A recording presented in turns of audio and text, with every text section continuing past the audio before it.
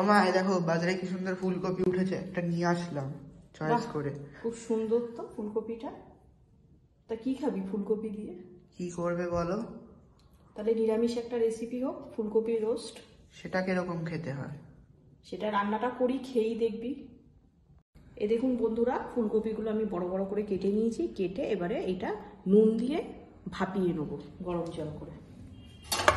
এগুলো জলের মধ্যে ছেড়ে দিচ্ছি, একটু নুন দিয়ে ভাপিয়ে নেবো। খুব একটা সিদ্ধ করবো না, হালকা ভাপিয়ে নেবো। নুনটা দিয়ে দিচ্ছি, দিয়ে আর ভাপিয়ে নেবো।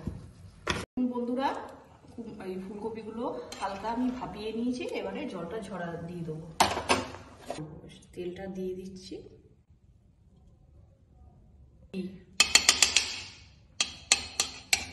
নুন এগুলো ছেড়ে নেবো তেলের মধ্যে। ফুলকপিগুলো ভাজা হয়ে গেছে, আমি লাল লাল করে ভেজে নিয়েছি। এবারে তুলে নেবো।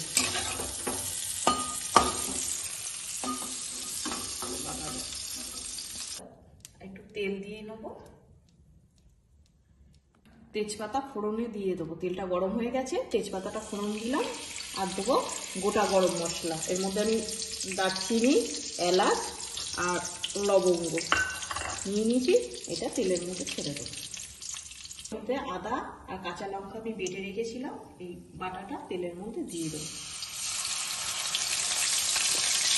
লঙ্কার আদাটা ভাজা ভাজা হয়ে গেছে, কাঁচা গন্ধটা চলে গেছে। এবারে এটার মধ্যে তিনটে জিনিস বাটা রয়েছে, চালমগজ, কাজু আর পোস্ত আমি বেটে রেখেছি। এটা তেলের মধ্যে দিয়ে দেবো। লঙ্কা দেবো এবারে স্বাদ অনুযায়ী। দেবো টক দই, ফ্যাটিয়ে রেখেছি টক দইটা এবার দিয়ে দেবো। এই দেখুন তেল ছেড়ে গেছে, তেল ছেড়ে দিয়েছে মশলার থেকে। এবারে কপিগুলো আমি দিয়ে দেবো।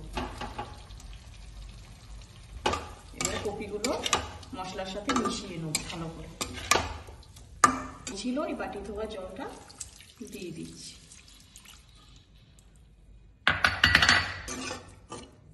কাঁচা লঙ্কা দিয়ে এবারে কপিটা, গ্যাসটা সিম করে আমি কপিটা ঢেকে রেখে দেবো। আস্তে আস্তে ভাপে ভাপে হবে।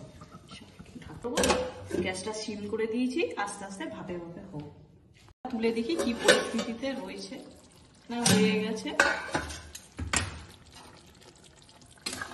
হয়ে গেছে, এখন হয়ে গেছে। বেশি শুকাবো না, একটু ঝোল ঝোল রাখবো, শুকিয়ে ফেলবো না। দেবো একটু ঘি,